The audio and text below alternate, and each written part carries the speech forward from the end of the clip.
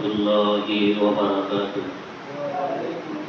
الحمد لله وكفى والسلام على عباده الذين اصطفى لا سيما على سيدنا محمد المصطفى وعلى من به اهتدى وعلى من وصل به اكتفى وسلم تسليما كثيرا أما بعد فقد قال الله تعالى في كلامه المجيد وفي فرقانه الحميد محمد شبه أعوذ بالله من الشيطان الرجيم بسم الله الرحمن الرحيم قل إن صلاتي ونسكي ومحياي ومماتي لله رب العالمين. وقال تعالى في شأن حبيبه إن الله وملائكته يصلون على النبي يا أيها الذين آمنوا صلوا عليه وسلموا تسليما. اللهم صل على سيدنا مولانا محمد وعلى آل سيدنا مولانا محمد بلغ الهدى بكماله كشف الدجى بجماله حسنت جميع خصاله صلوا عليه وآله. لا إله إلا الله لا إله إلا الله لا إله إلا الله لا إله إلا الله لا إله إلا الله لا إله إلا الله لا إله إلا الله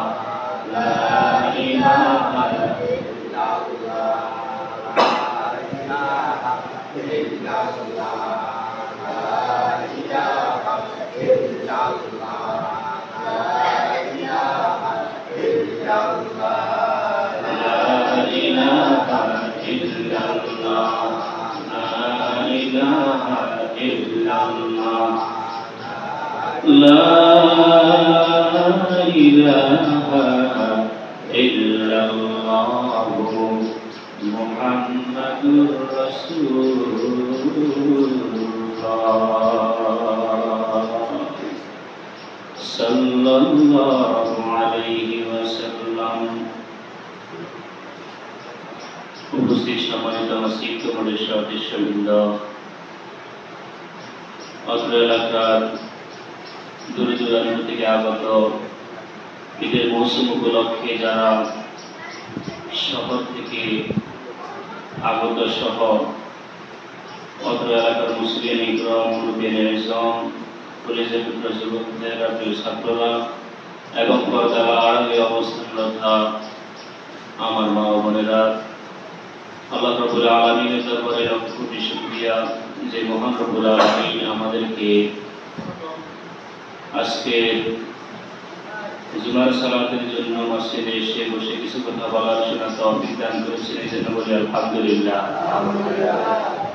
আরো শুকরিয়া জ্ঞাপন করছি আল্লাহ তাআলার 365 দিনের মধ্যে আল্লাহ তাআলার অত্যন্ত প্রিয় জিলহজ মাসের প্রথম 10 রাত্র প্রথম 10 দিন, সেই 10 দিনে আল্লাহ তাআলা আমাদেরকে হায়াত দারাজ করেছেন এবং একজন মুসল্লি হিসাবে, একজন দিনদার হিসাবে, ইমানদার হিসাবে আমাকে আপনাকে কবুল করেছেন। এই জন্য আমরা আবার বলি আলহামদুলিল্লাহ। সালাত ও সালাম বিশ্ব মানবতার মুক্তির দূত আকায়ে নামদার তাজেদার মদিনা আহমদ মুস্তাফা মুহাম্মদ মুস্তাফা সকলে বলি সাল্লাল্লাহু আলাইহি ওয়াসাল্লামের প্রতি। সম্মানিত হাজিরিন, আমরা জিলহজ মাসের প্রথম 10 রাত্রি এবং 9টি রোজা নিয়ে আমরা আলোচনা করেছিলাম। তারপর থেকে আজকের আমাদের আলোচনা, আজকের গুরুত্বপূর্ণ আলোচনার মধ্যে রয়েছে আরাফার রোজা, আলোচনা রয়েছে তাকবীরে তাশরিক, আলোচনার মধ্যে রয়েছে তালবিয়া। এই কথাগুলোর অর্থ কি? আরাফার রোজার কথা আমরা কম বেশি সবাই অনেক শুনেছি, কিন্তু আরাফা রোজার মধ্যে সবচেয়ে আমাদের বড় পেঁচ খাই যে আরাফাটা আসলে আমাদের কোন দিন, আরাফাটা আমাদের কোন দিন। কারণ হাজিরা কিন্তু সৌদি আরবের চাঁদ অনুযায়ী হাজিরা আরাফার ময়দানে যায় আমাদের 8 তারিখে। কয় তারিখে? আমাদের দেশে যেদিন 8 তারিখ, সেই দিন সৌদি আরবের 9 তারিখ। কয় তারিখ? মানে হাজিদের আরাফার ময়দান হয় তাদের 9 তারিখ, আমাদের দেশে 8 তারিখ। তাহলে আমরা আসলে আরাফার রোজা রাখবো কবে, সেটা নিয়ে আমরা আলোচনা করবো ইনশাআল্লাহ। প্রথমে আমরা শুনি যে আসলে আরাফার রোজার ফজিলত কি, আরাফার রোজার ব্যাপারে রাসূলুল্লাহ সাল্লাল্লাহু আলাইহি ওয়াসাল্লাম কি বলেছেন। আমার ভাইরা, রাসূলুল্লাহ সাল্লাল্লাহু আলাইহি ওয়াসাল্লাম আরাফার সিয়ামের ব্যাপারে বলেছেন, সিয়ামু ইয়াউমি আরাফা আহতাসিবু আলাল্লাহি আন ইউকাফিরা সানাতাল্লাতী ক্বাবলাহু ওয়াস সানাতাল্লাতী বা'দাহু।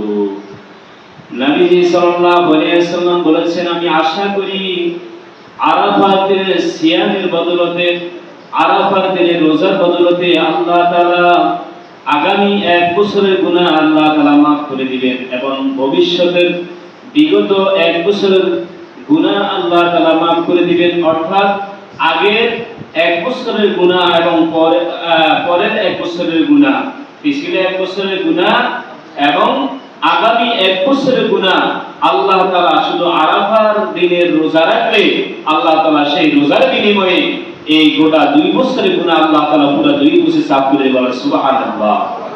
তাহলে এই আরাফার সিয়াম যেটা, সেটা কিন্তু ফজিলত অনেক বেশি, কিন্তু এই 9 দিন রোজা রাখাই কিন্তু মুস্তাহাব, 9 দিন রোজা রাখাই কিন্তু কি নফল সওয়াবের কাজ। যারা লাগাতার সেই জিলহজ মাসের 1 তারিখ থেকে রোজা রাখতেছে তাদেরকে আল্লাহ তাআলা ফেরেশতারা নবী সাল্লাল্লাহু আলাইহি ওয়াসাল্লামের পক্ষ থেকে স্বাগত। কথা বুঝছেন? তাহলে যারা এই লাগাতার 9টা রোজা রাখে তাদের জন্য সাধুবাদ মোবারকবাদ। কিন্তু এই 9 দিনের মধ্যেও সর্বশ্রেষ্ঠ যেই দিন রোজা রাখা সেটা হচ্ছে আরাফার দিনে। হাজিদের আরাফা যেই দিন, সেই দিন রোজা রাখা আল্লাহ তাআলা পিছলা জিন্দেগির 1 বছরের গুনাহ এবং ভবিষ্যৎ জিন্দেগির 1 বছরের গুনাহ আল্লাহ তাআলা এই একটা রোজার বিনিময়ে মাফ করে দিবেন। বলে সুবহানাল্লাহ। আল্লাহ তাআলা আমাদেরকে সেই আরাফার দিনের রোজা আল্লাহ তাআলা আমাদেরকে রাখার তৌফিক দান করুন। এবং আমরা বুঝলাম হুজুর আরাফার দিনের রোজার ফজিলত অনেক বেশি, বুঝলাম, কিন্তু আরাফার দিন আমি আরেকটু ছোট্ট করে আপনাদেরকে বলি। এখন আমার মনে প্রশ্ন আছে, আমি যদি সামনে 1 বছর না বাসি রোজায় রাখার আগে মরে যাই, তাহলে সামনে 1 বছরের গুনাহটাই করি না, মাফ করব কেমনে? আছে না নাই? কথা আছে না নাই? আল্লাহ তাআলা এটা 2টা বিনিময় দিতে পারে। একটা হচ্ছে তারও 1 বছর আগে গুনাহ মাফ করে দিব, মানে বিগত 1 বছর গুনাহ তো মাফ করবে, হাদিসে ওয়াদা আছে, এর আগেও 1 বছরের গুনাহ হয়তো মাফ করে দিবে।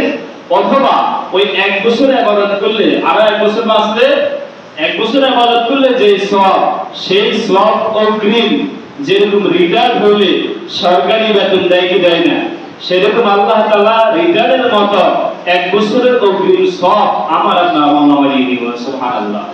প্রিয় ভাইরা, দুনিয়াতে একটা নিয়ম আছে, সরকারের নিয়ম হচ্ছে যৌবনকাল যদি সেনাবাহিনী সরকারকে দেয়, পুলিশ যদি তার যৌবনকাল সরকারকে দেয়, দেশকে দেয়, একজন আর্মি যদি তার যৌবনকাল দেশের জন্য দেয়, সরকারের জন্য দেয়, তাহলে বৃদ্ধকাল দেশ তাকে দিবে, ঠিক কিনা? রিটায়ার হওয়ার সময় মোটামুটি টাকা দেয় কি দেয় না? কারণ যৌবনকাল, যেমন সেনাবাহিনীতে হচ্ছে 25 বছর, 25 বছর সে ডিউটি করার পরে, চাকরি করার পরে তাকে মোটা অঙ্কে একটা টাকা দেয়, বাকি জীবন বসে বসে খাইতে পারবে, ঠিক কিনা বলেন? শুধু টাকা দেয় কেটে শেষ নয়, আরো পেনশনও দেয়, দেয় কি দেয় না? একবার মৃত্যু পর্যন্ত সে মরার পরে তার স্ত্রী পাবে, তার স্ত্রী মরার পরে তার ফ্যামিলির একজন, এটা করে নেওয়া যায়। তাহলে দুনিয়াতেও সিস্টেম আছে, যদি যৌবনকাল দেশের জন্য দেয়, সরকারের জন্য দেয়, তাহলে বৃদ্ধকাল সরকার তাকে বসায় বসায় খাওয়ায়, আছে না নাই? ঠিক আল্লাহ তাআলার কথা এরকম যে আল্লাহ তাআলার পক্ষ থেকে যে ওয়াদা আমাদেরকে দেওয়া হয়েছে, ওই ওয়াদা মোতাবেক যদি আমরা কাজ করি, যৌবনকাল যদি আমরা ব্যয় করি এবং আল্লাহ তাআলার ওয়াদা মতো আমরা কাজ করি, তাহলে আল্লাহ তাআলা আমাদেরকে এরকম ভবিষ্যৎ জিন্দেগির সুখের যে ওয়াদা দিয়েছেন, সেই ওয়াদার পক্ষ থেকে আল্লাহ তাআলা কিন্তু এক চুল পরিমাণও পিছিয়ে পড়বেন না, কারণ তিনি সমস্ত ওয়াদা পালনকারীদের কি নেতা, তিনি সমস্ত ওয়াদা পালনকারীদের সরকার, তিনি মালিক, তিনি আমার আপনাকে যে ওয়াদা দিয়েছেন সেই ওয়াদা তিনি পরিপূর্ণই আমাদের আদায় করবেন। এজন্য আমাদের এই চিন্তা করার কোনো সুযোগ নাই যে আমি যদি 1 বছর না বাঁচি, আপনার একটা দুরূদ শরীফ আছে যেটাকে দুরুদে নারিয়া বলে, কি বলে?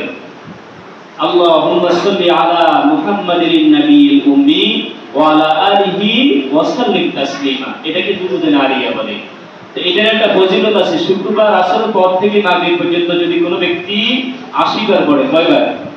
80 বার পড়ে, তার বিসিলা জিন্দেগীর 80 বছরের গুনাহ আল্লাহ মাফ করে দিবেন এবং 80 বছরের ফজিলত তাকে দেওয়া হবে।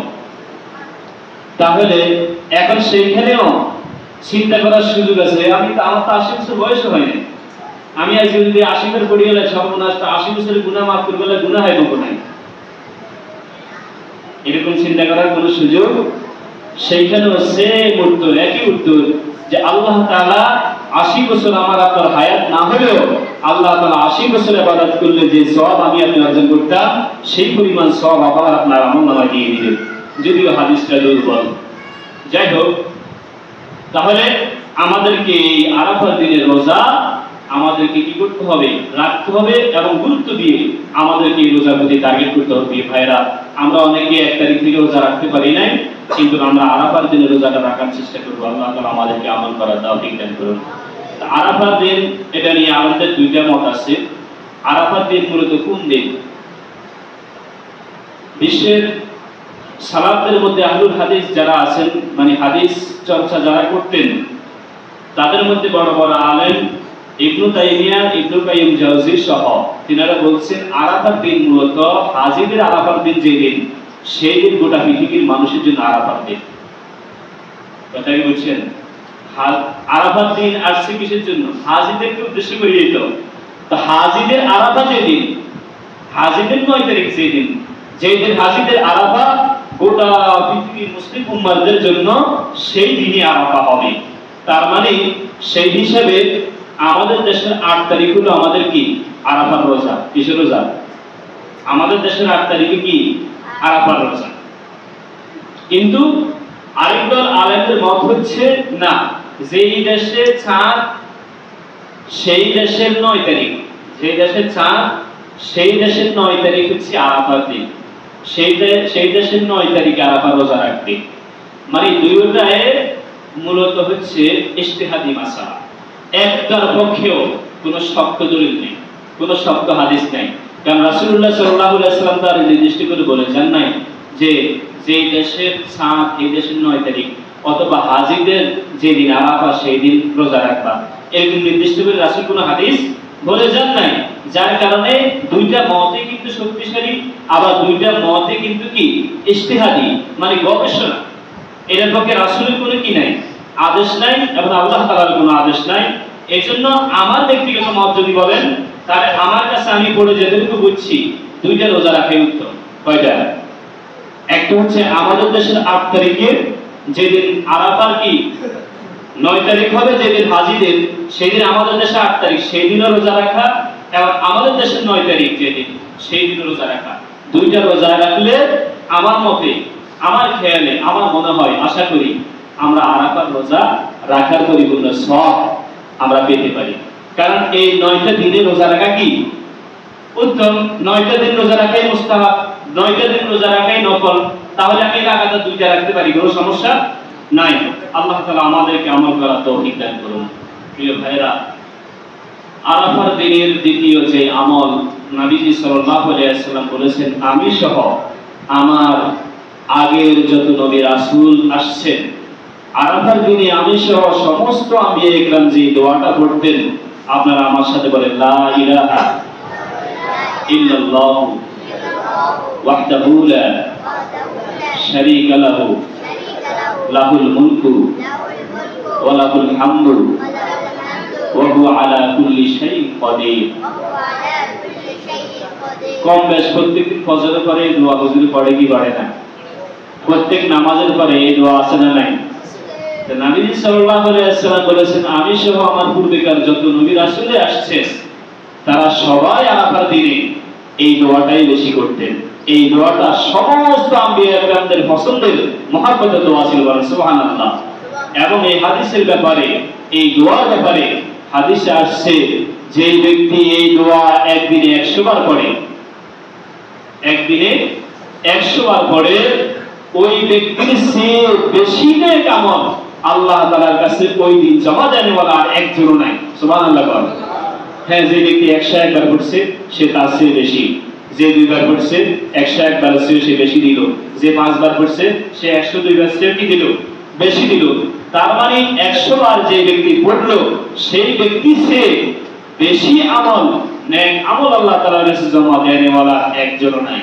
তাহলে এই দোয়াটা সমস্ত নবী রাসূলদের মহব্বতের পছন্দ হওয়ার কারণ আছে না নাই? দোয়াটার অর্থ হলো লা ইলাহা ইল্লাল্লাহু, আল্লাহ ছাড়া কোনো ইলাহ নাই। ইলাহ তো বুঝেন কেন? প্রকৃতপক্ষে ইবাদতের উপযোগী কেউ নাই। ওয়াহদাহু লা শারীকা লাহু, তিনের কোনো শরীক নাই। লাহুল মুলকু, গোটা পৃথিবীটা মুলকিয়ত এবং মালিকানা। মুলকিয়ত এক জিনিস, মালিকানা এক জিনিস। মুলকিয়ত হচ্ছে রাজত্বকে বলে, কাকে বলে?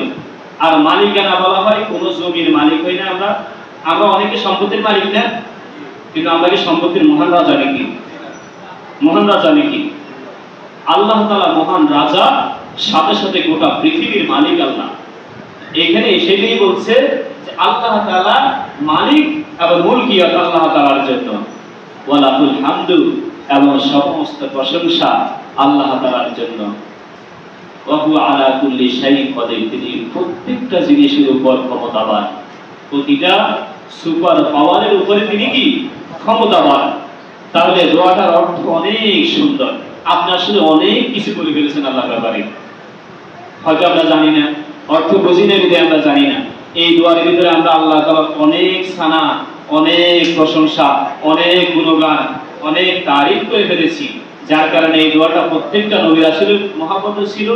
এবং এই উম্মতের মধ্যে যদি কোনো ব্যক্তি 100 বার পড়ে সকালে, 100 বার পড়ে সন্ধ্যায়, তাহলে সেই ব্যক্তি ওই দিনের মধ্যে আল্লাহ তাআলার কাছে সবচেয়ে বেশি নেক আমল জমা দিতে পারে। সুবহানাল্লাহ। তাহলে আরাফার দিনের আমাদের দ্বিতীয় আমল কি বলছি? এই দোয়াটা। কারণ আল্লাহ তাআলা কিন্তু কালামে মাজিদের মধ্যে বলেছেন, সূরা হজের 28 নম্বর আয়াতে, যে যাতে তারা তাদের কল্যাণের স্থান পর্যন্ত পৌঁছে এবং নির্দিষ্ট দিনগুলোতে আল্লাহ তাআলার নাম স্মরণ করে। নির্দিষ্ট দিনগুলোতে আল্লাহ তাআলার নাম স্মরণ করে। এই আয়াতের ব্যাখ্যায় মুফাসসির দুইটা কথা বলেছেন। একটা হচ্ছে গোটা জিলহজ মাসের 13 দিন, কয় দিন? 13 দিনে আল্লাহ তাআলার নাম স্মরণ করবে। আরেকজন বলেছেন না, এই আল্লাহ তাআলার নাম স্মরণ করা থেকে উদ্দেশ্য হচ্ছে তাকবীরে তাশরিকের যে কয়দিন, 5 দিন, কয়দিন? 9 তারিখ থেকে 13 তারিখ আসর পর্যন্ত। কথা কি বুঝছেন? এই দিনগুলোতে কি করবে? আল্লাহ তাআলার নাম স্মরণ করবে এবং আল্লাহর দেওয়া চতুষ্পদ জন্তু তারা জবাই করবে এবং সেটা থেকে খাবে এবং খাওয়াবে। খাবে এবং প্রিয় ভাইরা, কুরবানির আসলে অনেক কথা বলা হয়নি, কারণ সময়টা একবারে অল্প, এরপরে কথাগুলো বলতে গেলে কিন্তু সময় শেষ হয়ে যায়। কোরবানির মধ্যে কিন্তু আমাদেরকে যেটা খেয়াল রাখতে হবে, কোরবানির মধ্যে প্রথম কোরবান করতে হবে নিজের নফসকে। কাকে? নিজের নফসুল আম্মারা, যে নফস কথা শুনে না, যে নফস কথাবার্তা শুনতে চায় না। তো বাইজিদ গোস্তামিকে একজন জিজ্ঞাসা করলেন, জান্নাত কত দূর? জান্নাত কত দূর? তিনি বললেন মাত্র 2 কদম। কয় কদম? কদম পর্যন্ত জ্ঞান 2 কায়কেনি। তো তিনাকে জিজ্ঞাসা করলেন কেমনে? একটা কদম যদি তুমি তোমার নফসে আম্মারার উপরে দিতে পারো, তুমি তোমার নফসের উপরে যদি একটা কদম দিতে পারো, পরের কদমটাই জান্নাতে। বলেন সুবহানাল্লাহ। কথা বলছেন। এই জন্য কোরবানের মূল উদ্দেশ্য কিন্তু নিজের আত্মা, নিজের নাফসুল আম্মারাকে আগে কোরবানি করতে হবে। সমস্ত কিবির থেকে, সমস্ত অহংকার থেকে, দুনিয়ার সমস্ত লোভ লালসা থেকে, অর্থের ভালোবাসা, লোভ লালসা থেকে, অর্থের যে ভালোবাসা আছে, সম্পত্তির যে ভালোবাসা আছে, সেই ভালোবাসা থেকে কি করতে হবে? ভালোবাসা দিয়ে কোরবানি করার নাম কিন্তু কোরবানি। এই জন্য নিজের নফসকে কোরবানি করতে হবে। ভাইরা, আমরা কিন্তু বাজার থেকে গরু আনার সময় জিজ্ঞাসা করে, ভাই কত নিল? আছে না নাই? কত নিল? আছে না নাই? কিনছে 1 লাখ দিই, বলে 1.5 লাখ দিয়ে আনছি, এরকম মুসলি আছে না নাই? কিনলাই।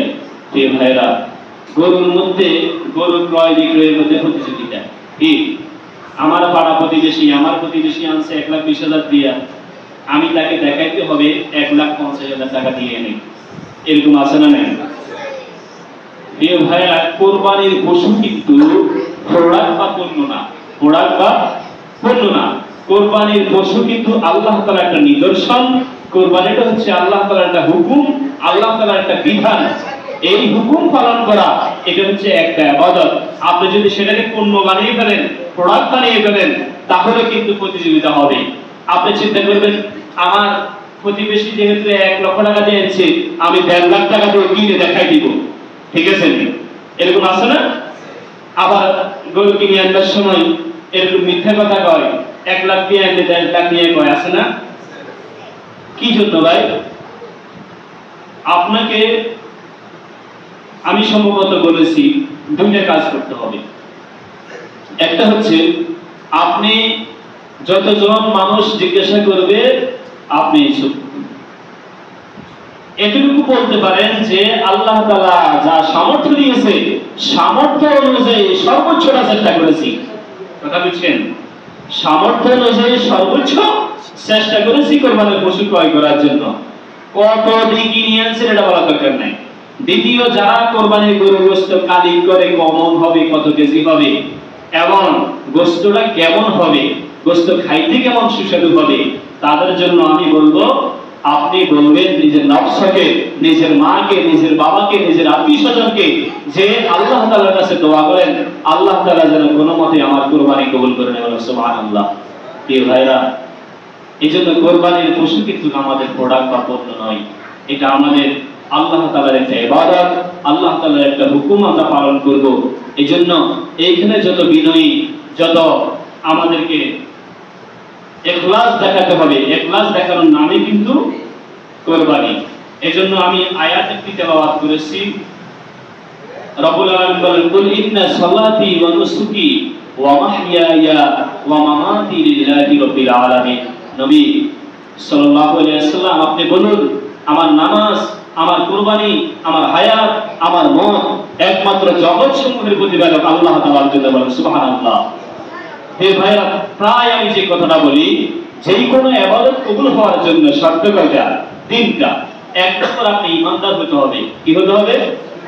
দ্বিতীয় হচ্ছে, আপনার ভিতরে ইখলাস থাকতে হবে, মানে ইবাদতটা শুধুমাত্র কেবলমাত্র আল্লাহ তাআলাকে রাজি খুশি করার জন্য। এটা কত নম্বর? 2 নম্বর। কিন্তু আমার কাছে মনে হয় এটা 1 নম্বরই। এটা কি? এই জন্য গত সপ্তাহে আমি বলেছি, আমরা কোরবানি করি আমাদের নামে, আমাদের 7 জনের নামে, 5 জনের নামে, 3 জনের নামে। করি কি করি না? যে হুজুর, এবার আল্লাহ দিলে আমি আমার নামে কোরবানি করতেছি, আড়ি আড়ি কয় নেই, এরকম আসলে নাই। আমি তো আমার নামে আজকে 10 বছর কোরবানি করি, আর আছে না এরকম মানুষ? আমরা আমাদের নামে কোরবানি করি কি ভাইরা? আমাদের নামে কোরবানি করলে তো চলবে না। আল্লাহ বলছে কোরবানি করো আল্লাহর নামে তোমাদের পক্ষ থেকে। তোমাদের কি বড় জোর আমার পক্ষ থেকে হবে, আমার নামে কোরবানি হবে কেন? আমার নামে কোরবানি করলে তাহলে গায়রুল্লাহর নামে হলো, তার মানে এটা শিরক হলো। এজন্য কোরবানি করতে হবে আল্লাহর নামে, আমাদের পক্ষ থেকে। তাহলে 2 নম্বর কি? ইখলাস। যে কোনো ইবাদত আপনি কোরবানি করেন, আপনি সালাত পড়েন, হজ করেন, যেই কোনো ইবাদতের জন্য আপনার মেন নিয়ত থাকতে হবে আল্লাহ তাআলা রাজি খুশি।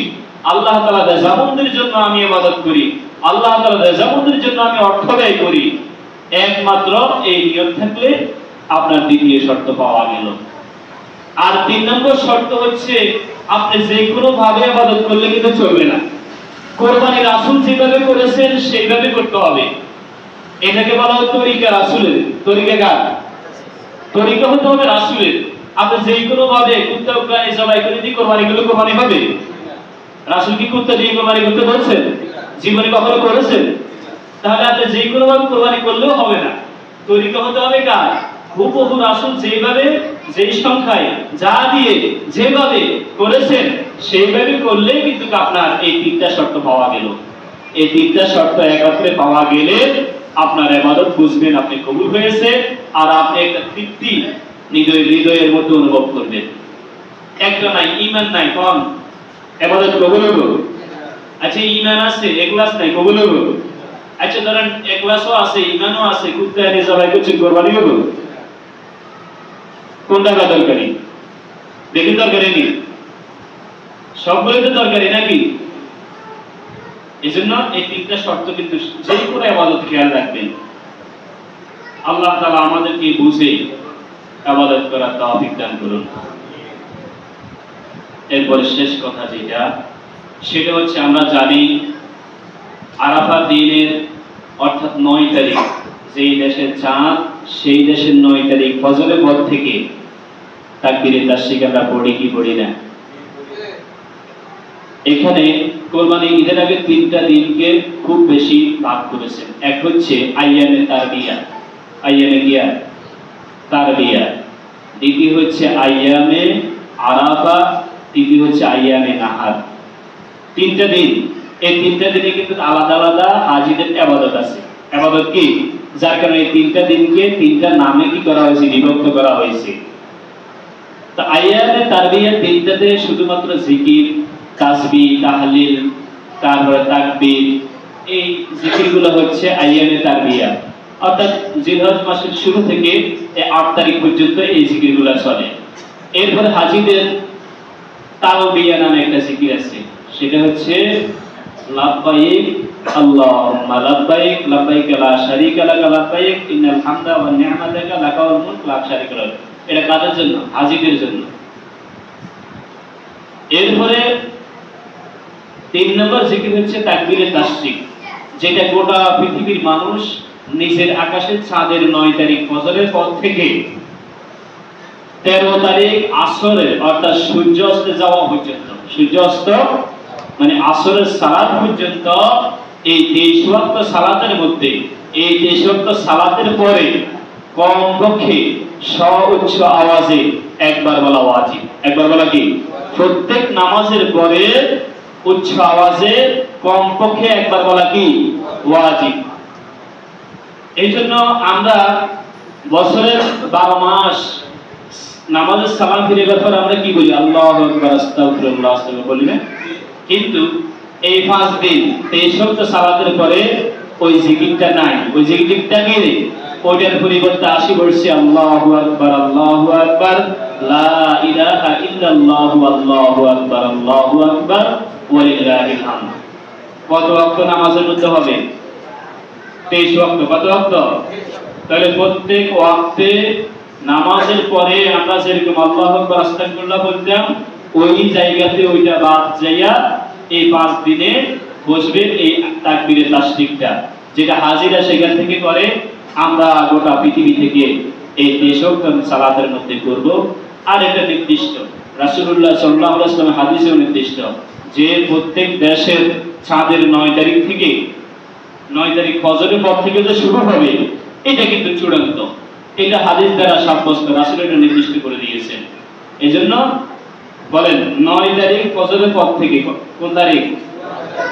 ফজরের পর থেকে 13 তারিখ আসরের সালাতের পর পর্যন্ত, 13 তারিখ আসরের সালাতের পর পর্যন্ত প্রত্যেক নামাজের পক্ষে কমপক্ষে কয়বার? আস্তে না জোরে? জোরে। যদি ইমাম সাহেবের মনে না থাকে আমরা সিল্লায় স্মরণ করে দিবেন, কথা কি বুঝছেন? কি বলেন? আবার যদি আপনাকে স্মরণ না থাকে স্মরণ করাই বলুন। ইবাদতে সহযোগিতা করা, ইবাদতে কি করা? সহযোগিতা করা।